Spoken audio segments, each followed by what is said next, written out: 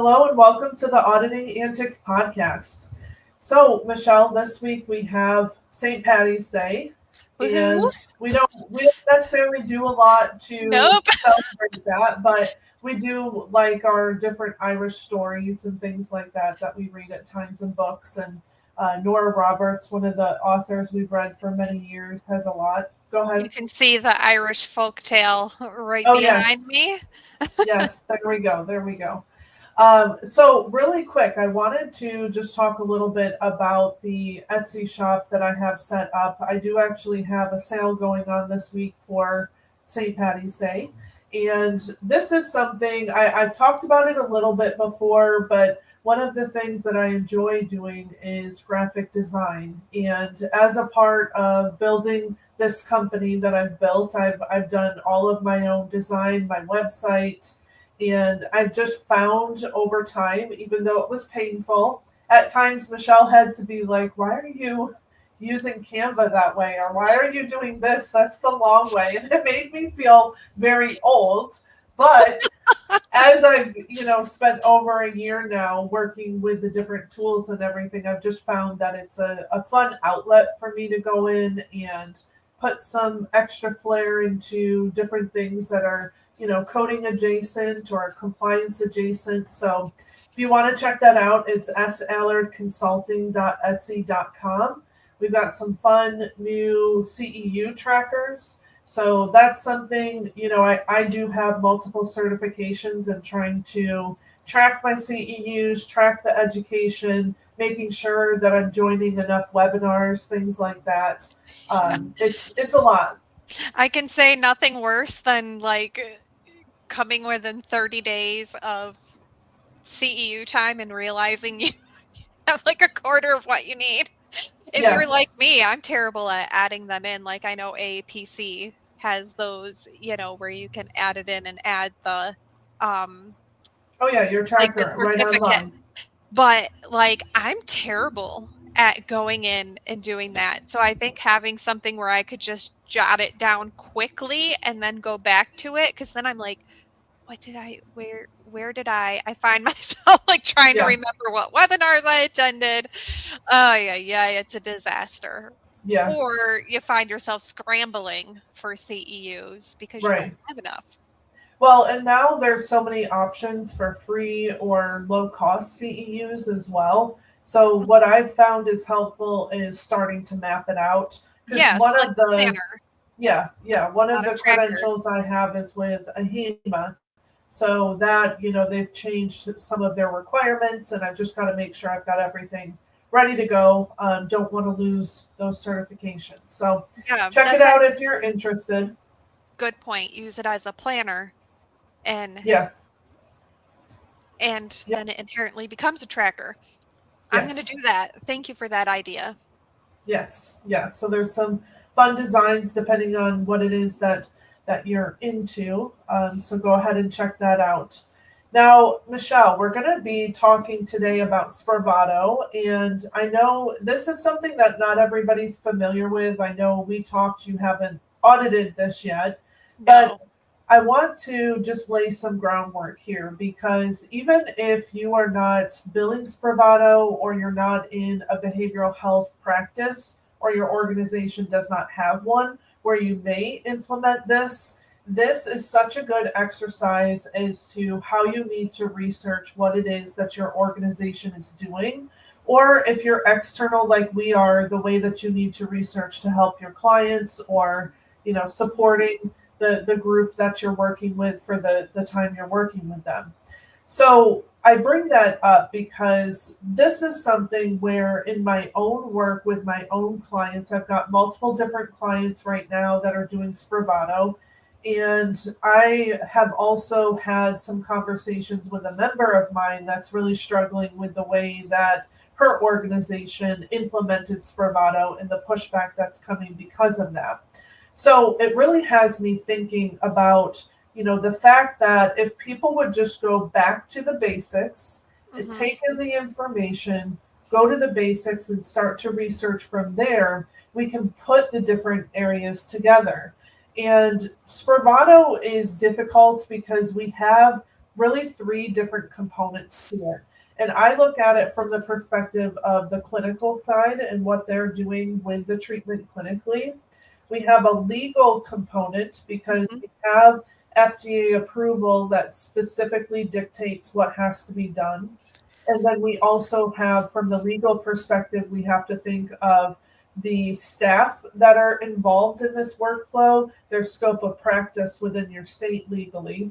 And then we have everything that we deal with more, which is compliance related to Mhm. documentation, coding, and billing.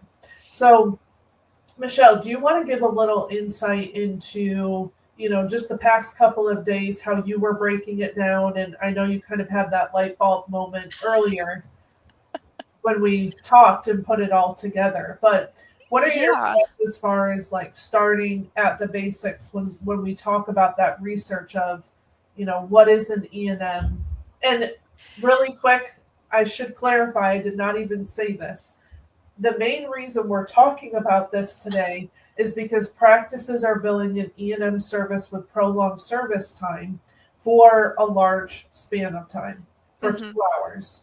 And as a part of the FDA approval and the labeling of this particular medication, we also have to understand that this is a pretty strong medication. This is a very controlled substance. This Mhm. is not something where if it comes from a pharmacy, the patient can even pick it up. It has to be delivered to the practice because patients who are seeking out this treatment are essentially resistant to any other treatment that they've received for depression up to that point. And a lot Mhm. of times we do have acute suicidal ideation or they're close to that point.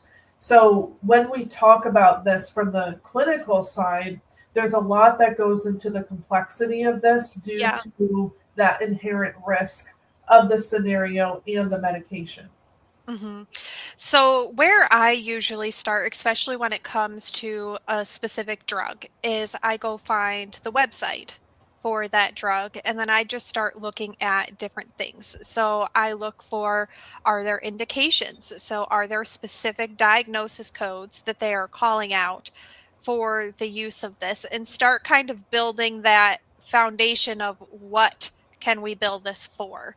Because as we know, the CPT codes and the ICD-10 codes are just as important. They work together to show what you did and why you did it. You start looking at things like, what are the dosages? I find this important because I was working with a urology practice years ago, and they were initiating a very expensive drug.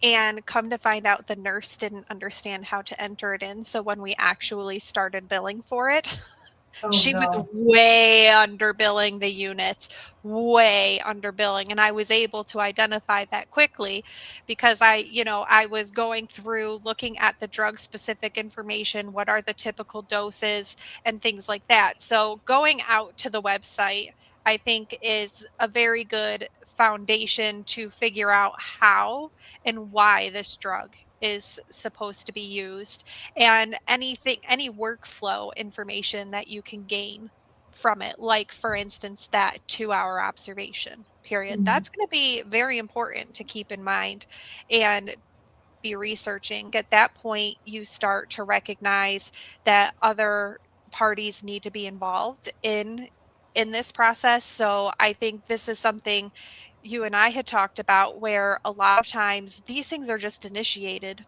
and nobody knows. Mhm. Nobody has said, how do we need to bill this? Nobody has said, what's the legal aspect of this? And so after you have taken a look at the why and how of the drug, you need to start looking at your individual payer policies. And this is one of the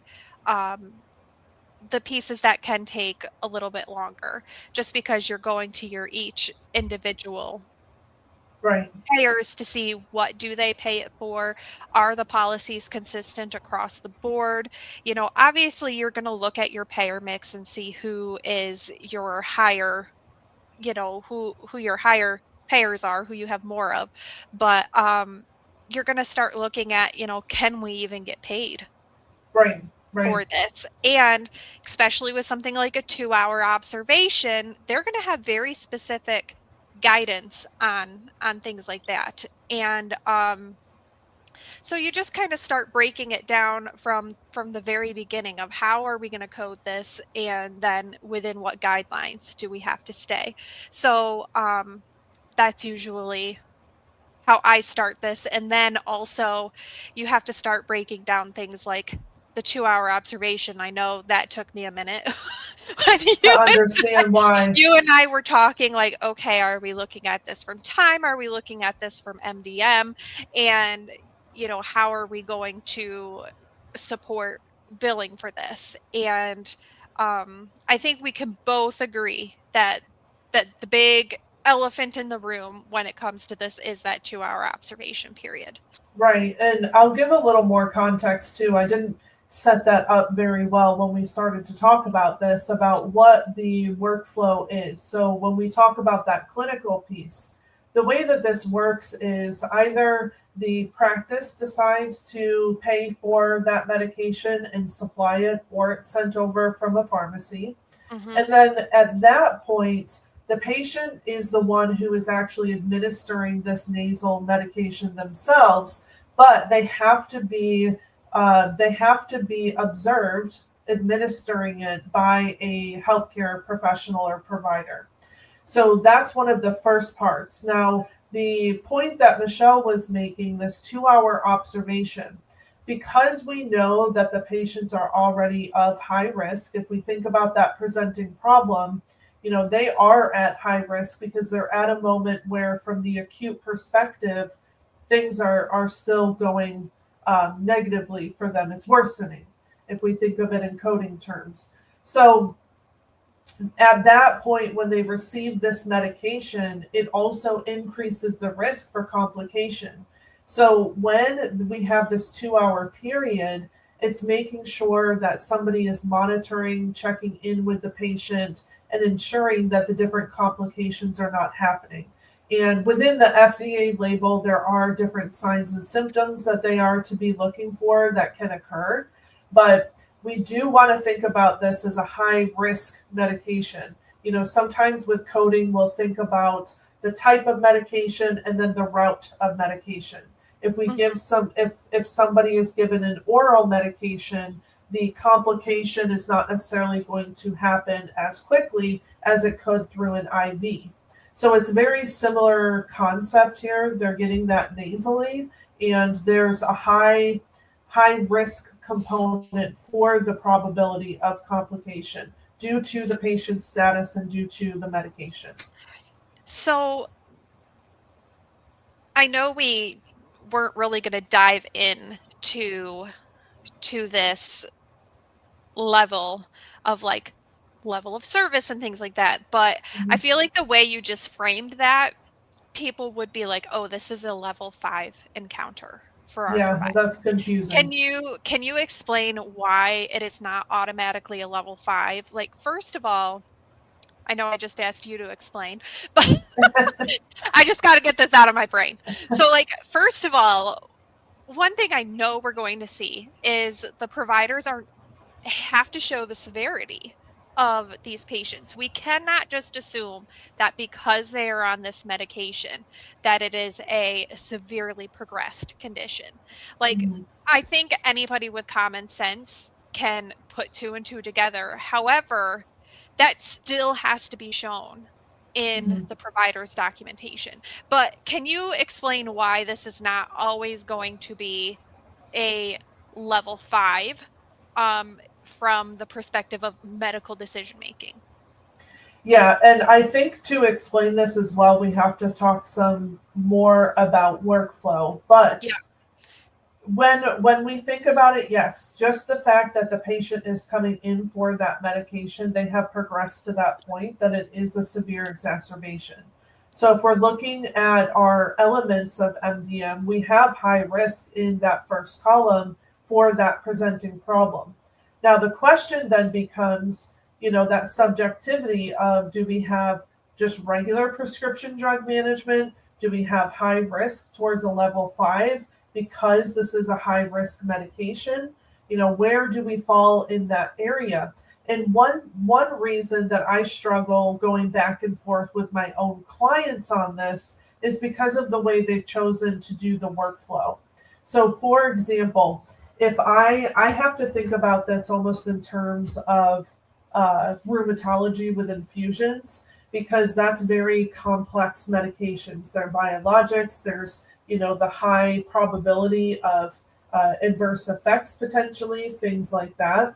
And again, when I was saying in the beginning, we have to look at the legal scope of practice. This is why it's important as well, because with rheumatology, for example, we need to have an RN who is administering and monitoring the patients during the infusion. I've been asked before, can an MA do this? But then the question is, first of all, legally, let's put that aside because I'm not going to answer the legal question. Mm-hmm. But the question from a coding perspective is this truly as complex of a medication if in your workflow you don't even have the provider or the level of staff performing that administration and monitoring? So Yeah. it comes back around in workflow because a lot of times people are having a medical assistant do the portion of it where they're watching the patient administer and they're the ones who are monitoring. So that's why I get torn when we're talking about this. If I think about the defense side of it, okay, yes, per that FDA label, this is a high risk medication. I can see that. But to your point, Michelle, when we're going back into our thoughts related to, okay, how am I going to defend this based on Yeah. documentation? That's where we can have issues, and that's where it's going to differ between the two. So Yeah. for me, it's really going to depend on workflow and what I see in the documentation. Mm-hmm. Yeah. Okay. And you made a really good point there because in my mind, thinking like towards high complexity, but you're exactly right. How complex is it to the provider if they're not the one there Right. monitoring for the side effects? So that's a very interesting point Well, to not make. even the side effects, but there's some practices that, like I was saying, don't even have them, like an MA is the one who's observing the administration. True. So they don't even see the provider, the physician at all. Yes, and They it's funny you say that, Michelle, because this is the base problem of Spravato. So let's ah let's talk about the coding piece of it. So the reason all of this became such a big issue in the industry is because we have practices that are automatically billing a level 5 E&M with prolonged services to account for that observation period. So if we go back to the basics and the way I see you're thinking through things, Michelle, the question would then be, how do we have an E&M service if that provider never saw the patient? I feel like that would be just, dare I say, common sense. But remember, not every practice has a coder. They don't have auditors True. and they don't have compliance professionals. So a lot of people are tackling this on their own, which is why we have, well, I say that, but I also have been talking to someone in a hospital who's struggling with this, and they do have a full compliance department. Question But is, did they consult them? that's the problem. They weren't consulted first, and now the billing comes through, and you're like, why am I seeing all of this? So Jeez. one thing I want to point out as well is that I think this medication is unique from the company level. So when we talk about Spravato, it is interesting to me because they put out a 52-page document specific to coding and reimbursement. And I dug through that because I've got multiple clients that set up an incorrect workflow that we're working on fixing. And that's one of the things. Spravato did an excellent and very thorough job putting their guideline together. But Yeah. what we have to remember is that they're going to give the information. They can't dictate a workflow in a practice. They can't dictate, they can only go so far. And when we think about their own liability, it's pretty impressive they put out 52 pages, because how many times do we see companies selling things that shouldn't even be billed, and yet they're tight-lipped and give no coding guidance in writing. They only want Yeah. to say it verbally so they can't be held accountable. So I do want to point that out. Spravato has a great tool here, and it has all of the information that's needed, not only from the perspective of, okay, what does this workflow look like, but they have all of the different options related to the codes. They have instructions on how to fill out the different claim forms depending on if you are purchasing the medication, if you're doing, the pharmacy delivery type method. So everything's in there that a practice needed to get this right from the beginning. But the problem is when you start looking at reimbursement and you start looking at what that required workflow would be, it takes up more time of the provider. Hmm. And that's one thing I always notice in all of the consulting work that I've done over the years, is that the questions are always, how do we implement something and not add more to the provider's plate? And this is a downfall of this particular workflow when we talk about Spravato. Well, if you want to bill for the work of the provider, they have to do some work. Yes, Like, there's no mystery there, folks. Like, I nothing know. is free. There is no such thing as free, like in anything in life. I feel Or like it's passive income or things like no, that. That doesn't like happen it in doesn't clinical exist. and medical. Right. If you want to bill, yeah, that it still just blows my mind that this is a concept that falls short to some people in this day and Well, age. and if we think about, compensation packages of physicians, for example, where this is becoming more problematic in, I would say, larger organizations like a hospital system, for example, or a multi specialty group, where this is becoming problematic is that they're noticing there's an issue with a workflow, and all of a sudden, the physicians are angry because they're not going to get their WRVUs towards their salary or their bonus. But they're wanting, medical assistants to do this, or they're wanting Uh-huh. to set up, multiple patients scheduled at a time, and then an MA is going to be observing everybody, but still build a provider time. And to make this worse, Michelle, what is also happening is the physicians have their own schedule of patients. So they So want they're one to billing, be able to bill as if they were seeing multiple patients at the exact same time, which we know is not possible. You cannot bill for yeah, that. And on top of that, they're wanting to bill for not even seeing the patient. They want to bill for this patient that's being observed while they're seeing another patient in clinic. Like, not, well, right. I should say the 5 patients that they're observing while they're Yeah, seeing this other patient in clinic. That yes, is that's what's happening. that is So that is terrible. it is. It is. And if we think about it from an external data utilization perspective, if we think about reports, even if you run your own utilization report internally, we're going to have that physician's NPI number on 5 patients, let's say, for that one day. We're going to have it on their own patients, and we're going to have prolonged time. So, already from a data perspective, that's going to be questionable as to Mhm. how all that prolonged time is supported in addition to other patients, and they're all in one calendar day, which if I'm a payer, I could request records for all of that, and I could easily see that that's not spent by the physician.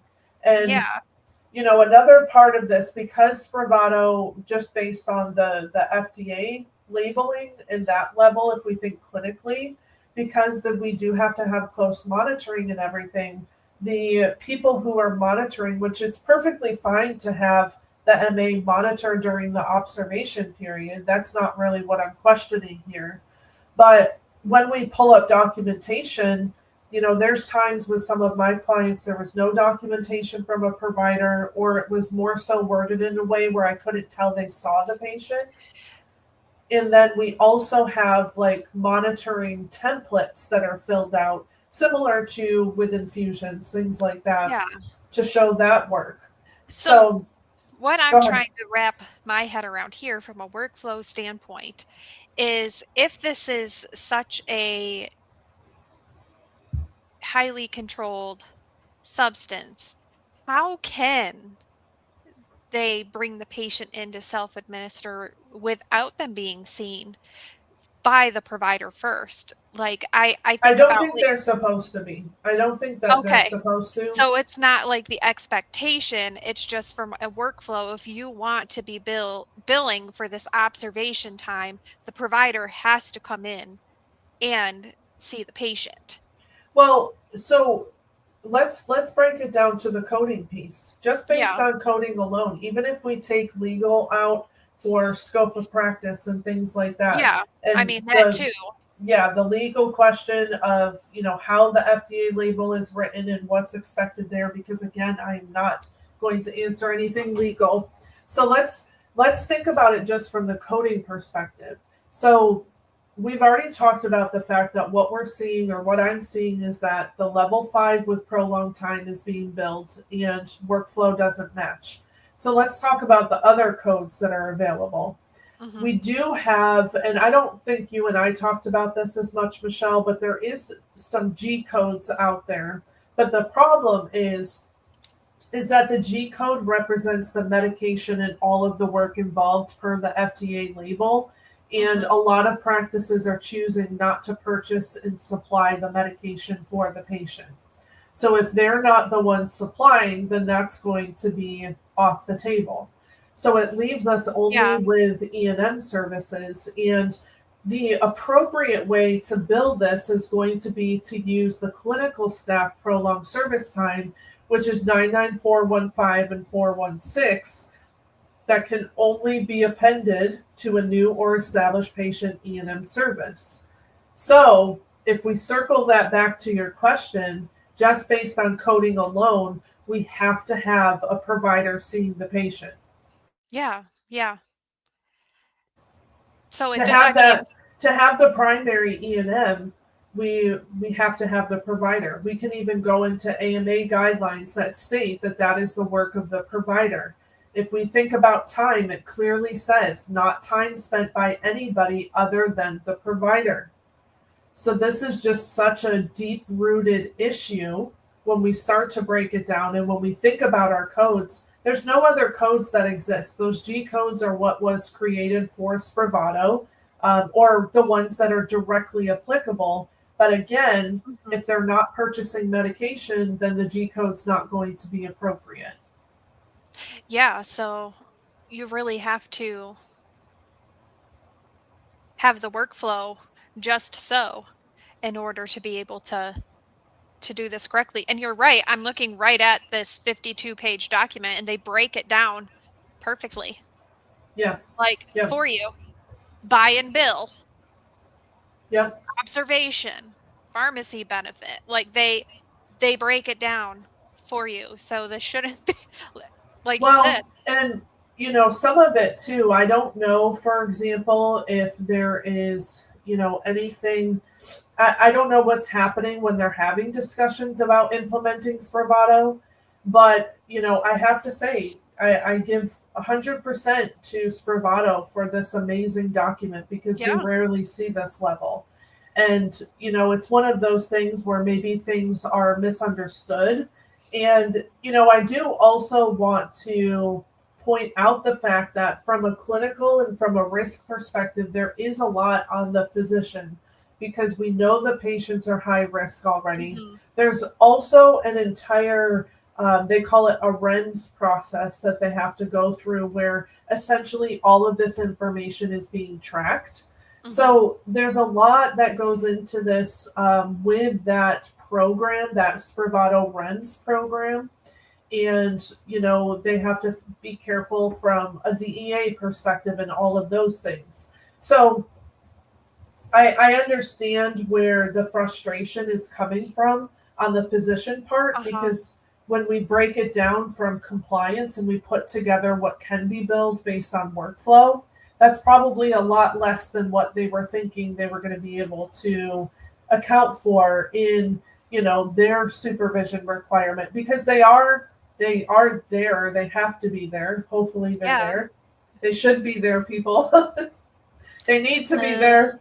Um, they're there with direct supervision, and again, they're making sure that nothing is going wrong. So there's a lot involved, but huge breakdown from a billing perspective.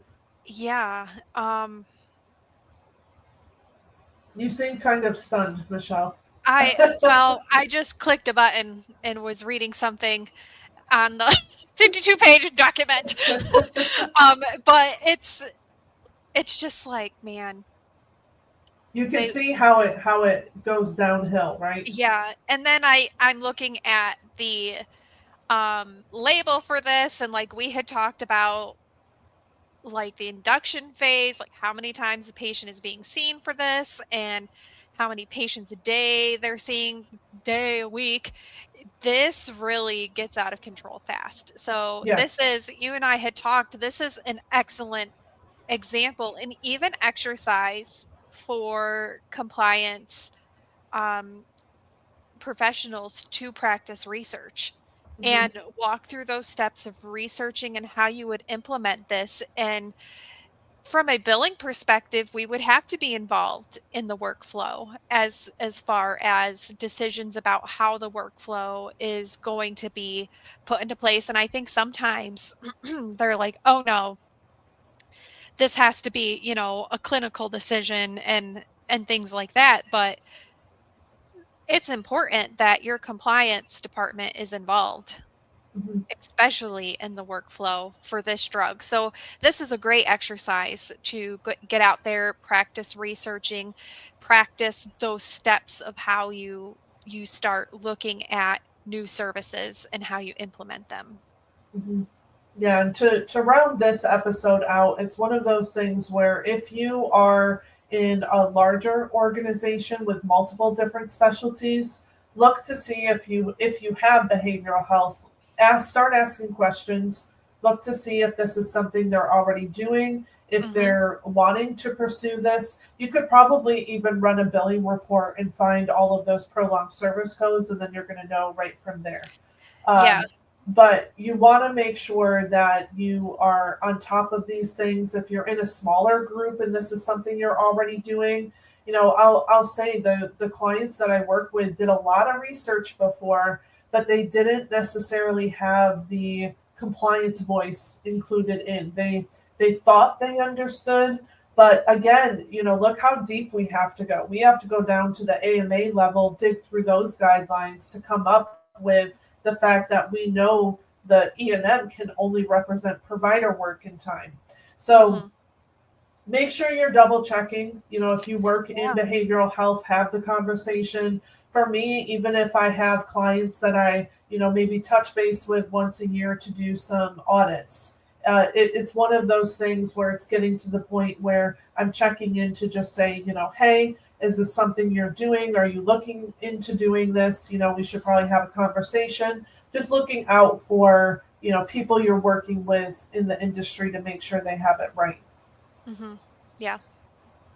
All right, so we will go ahead and end there for today. Thank you for joining. Remember, you can check out the Etsy shop, sallardconsulting.etsy.com, if you're interested in checking out some of those fun things to add to our very monotonous compliance days at times. Although I have to say, sometimes there's enough going on where we have our own entertainment just from day to day work, Yeah. unfortunately. I was gonna say, especially when it's terribly, terribly wrong. Oh, Yes. geez. That's when the group texts come about and we ask, am I What crazy? was what was Do the I one know this? I asked you about last week? Oh, obstructive sleep apnea being posing threat to life and function Oh, yeah, during the and encounter at the requiring moment. intensive monitoring for toxicity. Well, that was a really, really specific sentence. I know. Ooh, okay. Exactly, exactly. All That right, provider well, couldn't have proved a point better. if he tried, but Yeah. all right. Using key terms. Yes. Ring-a-ding-dings. Yeah. All right. Well, I hope you have a good week. We'll see you back next week. And like, share, comment, all the things. Definitely, we're still seeing a lot of people coming back with great comments. If you also have any thoughts on a topic or a specialty you'd like to see on the podcast, let us know. We'd be happy to look into that as well. All right. Have a good week, everybody.